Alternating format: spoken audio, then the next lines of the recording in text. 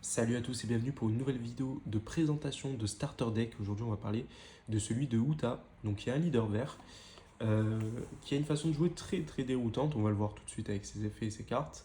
Ne faites pas attention d'ailleurs au niveau du sticker, c'est juste le pseudo de ma copine qui avait eu le Starter Deck lors de l'événement de sortie, donc le tournoi entre tous les starters.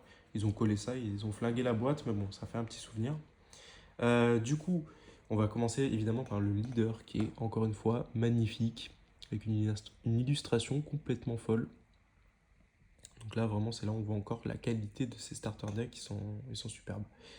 Donc elle a un effet intéressant, très très intéressant au niveau du leader. Si on lui ajoute un don qu'elle attaque une fois par tour, on peut révéler une carte du dessus de notre deck, l'ajouter à notre main, si c'est une carte film en fait, puis placer les cartes restantes au-dessous de votre deck. Donc en fait, tout simplement, vous pouvez piocher. Donc c'est très très fort dans One Piece si vous jouez. Vous savez que c'est très très important d'avoir une bonne main parce que c'est grâce à cette main qu'on va pouvoir se protéger avec les counters et évidemment jouer les cartes qu'on veut. Donc c'est un leader du coup qui est très fort parce que un don ça coûte pas forcément grand chose. Ça veut dire qu'on attaque quoi et qu'on s'ajoute 6000 et on peut piocher du coup à chaque tour grâce à ça en plus de la pioche classique. Donc ensuite, on va commencer par ces cartes. Et je vous propose directement d'entamer le vif du sujet avec une carte un peu maîtresse qui est la carte Gordon. Donc, comme vous voyez, tous les personnages, ils auront le- la petite famille film, en fait, tout simplement. Toutes les cartes combattent avec cet effet-là. Enfin, cet effet, ce type de personnage. Du coup, c'est un bloqueur, il coûte 2, 0 d'attaque, et il a un effet très particulier. Donc vous voyez que c'est un peu long. Attaque adverse, vous pouvez défausser autant de cartes de type musique de votre main que vous le voulez. Pour chaque carte défaussée, votre leader ou un de vos personnages gagne plus 1000 de puissance pour tout le combat.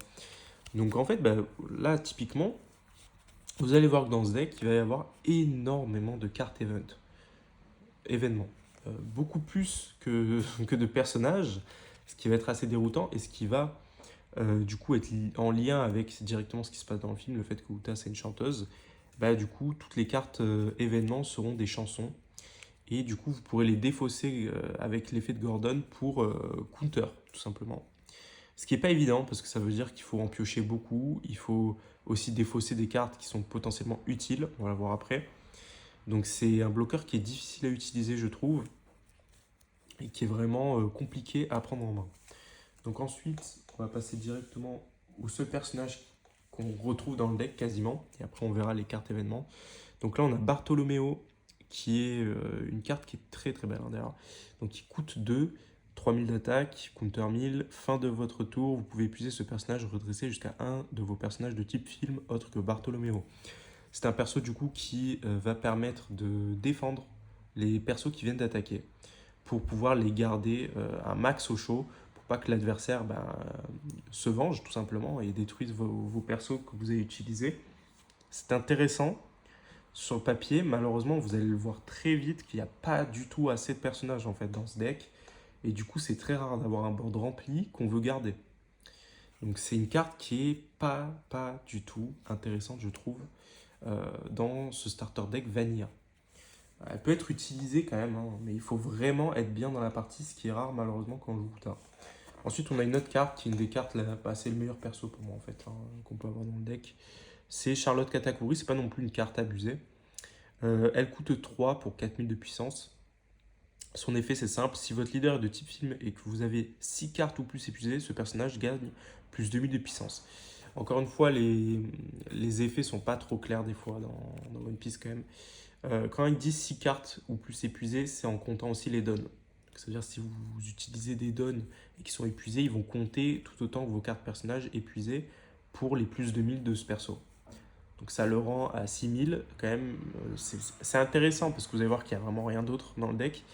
Mais même si elle coûte 3 et qu'on peut avoir une carte à 6000, ça reste du late game parce qu'il faut avoir quand même 6 cartes épuisées. Donc on peut pas le mettre au début. Enfin, si vous le jouez tour 3 par exemple, ça sert strictement à rien, quoi. Donc encore une fois, ouais, c'est un perso qui est un peu complexe à mettre en place. Ensuite, on a un perso qui est en 2 exemplaires uniquement. Je trouve ça très bizarre. C'est Mon Kitty Luffy, du coup, Counter 2000 en 2 exemplaires, c'est catastrophique, hein, en sachant qu'il n'y a que que ça en perso counter 2000, c'est kata. Si un de vos Uta est épuisé, ce personnage gagne plus 1000 de puissance. C'est très moyen. Franchement, c'est extrêmement moyen. Ça devient une carte à 4000. Euh, ouais, qui coûte 2, ok, mais en fait, c'est ça le truc un peu étrange avec ce deck, c'est que les personnages n'aident pas du tout le système, je trouve, de jeu qu'impose ce deck. Et on va un peu plus le voir en détail, ce système-là, avec les cartes événements, parce que c'est là où vous allez comprendre un peu l'intérêt. Mais je trouve ça un peu bizarre. Autant mettre plus de bloqueurs, par exemple, j'aurais vu plus de bloqueurs que ce genre de cartes un peu osef. Non, ça, je le montrerai après. On va passer désormais aux cartes événements. Ah non, j'en ai oublié une. Tiens, parce qu'en plus, c'est pas une carte très intéressante. Donc, c'est la Monkey D. Luffy où ils prennent la frame du moment où il y a le Gear 5, ce qui est inconcevable hein, si on suit le manga, parce qu'ils ne devraient pas le maîtriser et encore moins le sortir comme ça. Mais bon, c'est du fanservice, donc on l'a aussi en carte. 10 000 d'attaque qui coûte 8. Quand on n'a rien au niveau d'Uta, c'est pas mal, mais ça coûte 8 dons, c'est hyper cher. À moins d'être bien et tout, la plupart du temps, vous allez devoir utiliser vos cartes événements pour contrer des trucs parce que vous avez absolument rien dans le deck. Donc là, on dirait que j'explose le deck, hein, la façon dont je parle. Et je sais qu'il y a des moyens de le consolider, des moyens de faire une version qui reste quand même viable. Mais moi, je rappelle que je fais du contenu en français. Et franchement, pour du FR, c'est pas un deck que je recommande. Je le recommande uniquement pour de la collection, pour si vous êtes fan de Uta, parce que je pense que malheureusement, ils sortiront plus vraiment de deck autour de ce personnage-là. C'était aussi en guise de promo pour le film, pour relancer un peu la hype du truc. Je les vois mal remettre sur le devant de la scène ce leader et ce deck-là. Et je pense que dès qu'il va être un peu, vous savez, avec le système de bloc, dès qu'il va passer, euh, dès que le bloc 2 va être inutilisable en tournoi, le deck sera mort, quoi. Donc c'est pas du tout un deck future-proof. Si en plus vous suivez que les sorties françaises pour après l'améliorer avec ce qui est sorti ou ce qui va sortir, on est sur du néant quasiment. Il n'y a quasiment aucune carte film qui va sortir. Non, franchement, c'est un deck qu'il faut le prendre en l'état pour le jouer Vanilla contre d'autres decks pas très forts, pas forcément méta. Donc les starter decks Vanilla qui sont sortis à ses côtés peuvent être intéressants aussi. Vous pouvez quand même gagner hein, avec ce deck. Mais ça reste voilà, un deck à utiliser uniquement pour des formats fun où on joue avec des potes tranquilles, pas juste pour gagner en tournoi, ça c'est clair. Donc une carte qui est encore une fois pas ouf. Maintenant, les cartes événements. Donc, on a une première carte événement Tot Musica qui coûte 2, qui a un effet principal où on peut épuiser du coup une de nos Uta pour épuiser jusqu'à deux cartes d'un adverse. Donc c'est une carte qui peut paraître aussi intéressante hein, sur le papier. Ça vous permet d'éviter que du coup votre adversaire utilise des contres s'il a laissé des donnes de côté.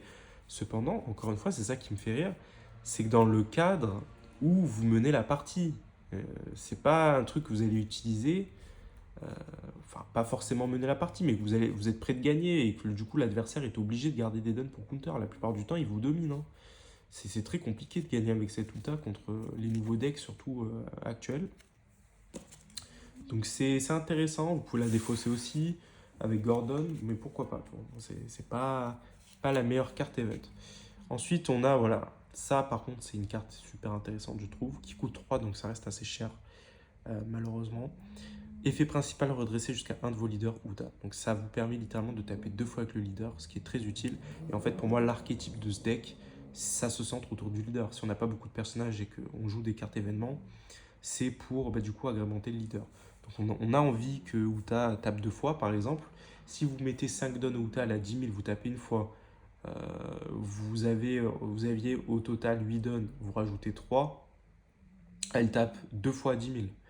Donc ça peut faire des létals, ça peut être intéressant. Et franchement, quand vous placez bien le truc et que vous faites un létal justement grâce à ça, c'est hyper satisfaisant. Malheureusement, le deck a tellement de points faibles que c'est très très rare de pouvoir setup comme on veut sa stratégie, même si la stratégie initiale est intéressante. Moi, c'est pour ça que je rage un peu au niveau de ce deck. Je trouve que le leader est hyper bien construit sur le papier, mais vraiment, on dirait qu'ils l'ont saboté avec des cartes complètement nulles qu'ils auraient pu un peu plus agrémenter en termes d'effets. quand on compare encore une fois avec du Luffy violet et du Doflamingo bleu, on est sur le jour et la nuit. En termes de cartes, de potentiel d'effet, etc., c'est le jour et la nuit. On dirait vraiment qu'ils ont voulu la méta actuelle. Ils ont vraiment voulu que le Luffy violet de Flamingo attire plus que ce Uta. Là, vraiment, c'est si vous jouez Uta contre un Doflamingo qui est bien joué, c'est infaisable. C'est littéralement infaisable, je trouve. Donc ensuite, on va passer aux cartes événements suivantes. Donc nouvelle ère, coûte 1, si votre leader est Uta, regardez 3 cartes du dessus de votre deck, revenez jusqu'à une carte de type film, autre que nouvelle ère, et ajoutez-la à votre main, puis placez les cartes restantes au-dessous de votre deck dans l'ordre de vos choix, et redressez jusqu'à une de vos cartes donne. Donc ça c'est intéressant, c'est un searcher classique à première vue, mais qui permet en fait d'annuler la dépense du don. C'est-à-dire que vous redressez une carte don à la fin, donc c'est comme si la carte coûtait 0. Honnêtement, je comprends pas trop, du coup, l'idée de faire ça. Pourquoi ne pas avoir justement mis la carte à 0? Je capte pas. Franchement, je comprends pas. Si quelqu'un peut m'expliquer l'intérêt de faire ça, c'est bizarre. Voilà. Donc c'est une carte qui est correcte comme tous les searchers. Donc ensuite, on a berceuse éphémère. Donc effet principal, donc elle coûte 3, effet principal, si votre leader est Uta, jusqu'à 2 personnages adverses épuisés ayant un coût de 4 ou moins ne pourront pas être redressés lors de la prochaine phase de recharge de votre adversaire. Ça, c'est bien. Voilà, il n'y a rien à dire, c'est très très bien. Vous pouvez empêcher du coup des complications si votre adversaire a beaucoup de boards, vous pouvez les freeze, comme on dit. Donc après, c'est coût de 4 ou moins. Donc c'est-à-dire qu'en late game, vous avez des gros coups, ça ne vous sert pas à grand chose. Mais ça reste quand même des cartes qui peuvent être très utiles en cas de difficulté. Et en plus, en déclenchement, vous pouvez activer l'effet principal de cette carte. Donc ça peut être très très intéressant si aussi vous avez des personnages qui vont être redressés par l'adversaire pour éviter que vous vengiez sur eux le prochain tour. Vous pouvez annuler en fait ça et les bloquer directement, si j'ai bien compris. Donc c'est intéressant, mais c'est dans des cas où en fait, honnêtement, c'est des cas qui arrivent quasiment jamais. Avec ce deck, j'ai quand même essayé de jouer plusieurs fois avec.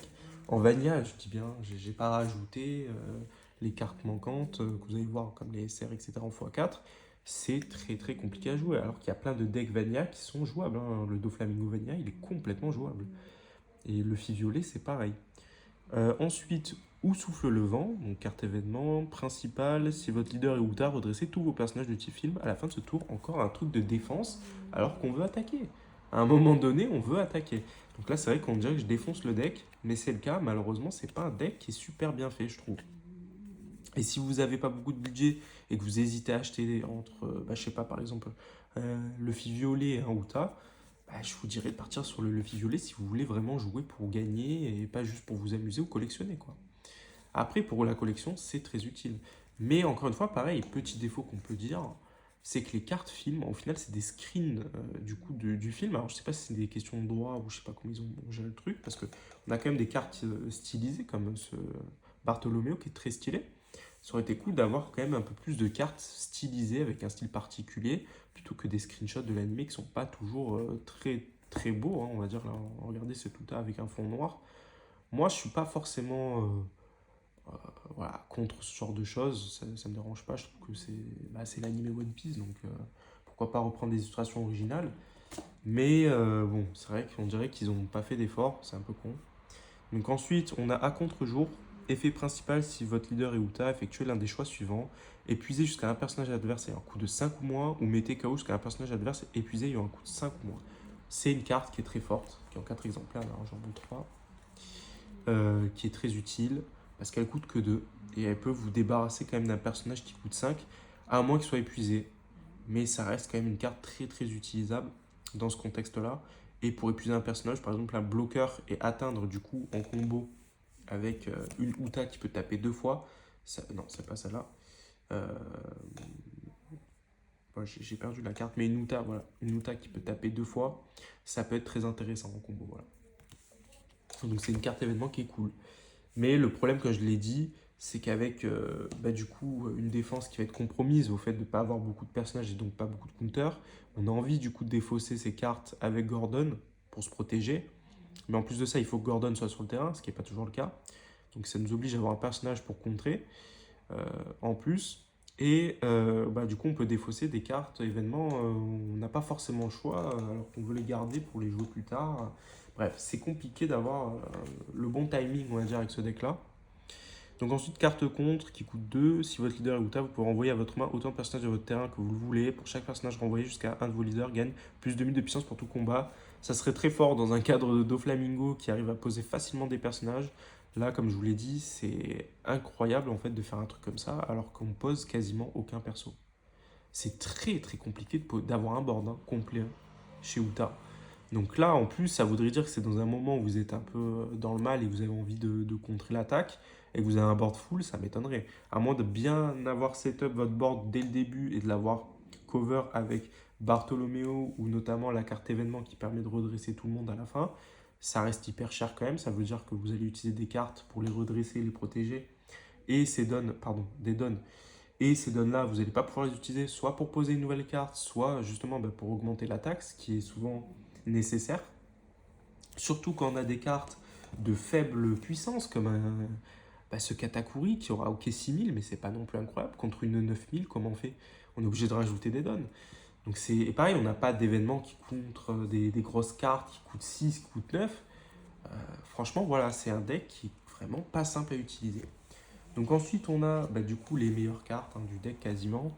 Shanks, coûte 9, 11 000 d'attaque. Jouer, mettez KO jusqu'à un personnage adverse épuisé. Ça paraît fort, mais encore une fois, moi je trouve que c'est une faiblesse. Le fait qu'il peut mettre KO uniquement un perso épuisé, c'est pas extrêmement fort en vrai. À cause de ça. Parce que souvent, il y en a beaucoup qui s'amusent à garder du coup des cartes avec des grosses puissances en étant redressées pour pouvoir atteindre le létal plus facilement au prochain tour. Donc on a souvent envie aussi d'éliminer les personnages qui sont redressés ou qu'on ne peut pas attaquer. Il ne le permet pas de le faire. Et il coûte 9, comme j'ai dit, ça coûte hyper cher, c'est très très rare de le placer. La plupart du temps on le place, mais ça suffit pas je trouve. Et en plus il est qu'en 2 exemplaires, comme la plupart des SR, des starters. Tous les SR. Ensuite, on a Uta qui est pour moi la meilleure carte du deck parce qu'en fait, c'est un deck où on a envie de se protéger tellement on est faible. Bloqueur 6000, coûte 4, ça c'est bon. Ça, franchement, c'est très bon. Activation principale, une fois par tour, vous pouvez défausser une carte de type film de votre main, donner jusqu'à une carte donne épuisée de votre leader soit à votre leader, soit à un de vos personnages. C'est très bon. Comme d'hab, on défausse beaucoup en vrai de cartes. C'est ça qui est un peu compromettant dans ce deck, c'est qu'on défausse beaucoup. Et au final, qu'est-ce qui reste à utiliser? Pas grand-chose. Donc en vrai, c'est littéralement le leader qui va taper plusieurs fois. Moi, j'aurais vu un leader potentiellement à 6000. Peut-être je dis n'importe quoi pour certains. Mais au vu de la structure du deck, autant mettre un leader qui a un petit bonus d'attaque pour encore plus appuyer. Après, c'est vrai que son effet de pioche peut être intéressant, mais pour moi, c'est pas forcément suffisant. Et ça se joue beaucoup trop sur le random. Donc voilà, c'est tout ce que j'avais à dire sur ce deck. Un deck à conseiller uniquement vraiment pour les fans du personnage et pour les collectionneurs purs. Si vous avez un starter deck à acheter, en dernier, c'est potentiellement celui-ci. Pour moi, c'est le plus faible. En vrai, de tous ceux que j'ai testés, c'est vraiment le plus faible. Et c'est le moins intéressant, malheureusement, même s'il y a quand même un effet global qui est sur le papier qui est quand même intéressant. Le fait de tout centrer un peu sur le leader, je trouve ça très très intéressant. J'espère qu'ils le referont avec d'autres personnages. Ça reste quand même très très mal construit. Pas du tout future-proof pour les joueurs français qui veulent rester en français pour l'instant. Donc vraiment, voilà. L'acheter uniquement si vous kiffez le personnage et si vous voulez jouer tranquillement avec vos amis sans prise de tête. Là, vraiment, c'est sans prise de tête parce que ça va être très très dur de gagner avec ça. Donc, je vous souhaite du coup une bonne soirée ou une bonne journée et je vous dis à très très vite pour de prochaines vidéos One Piece. Salut à tous!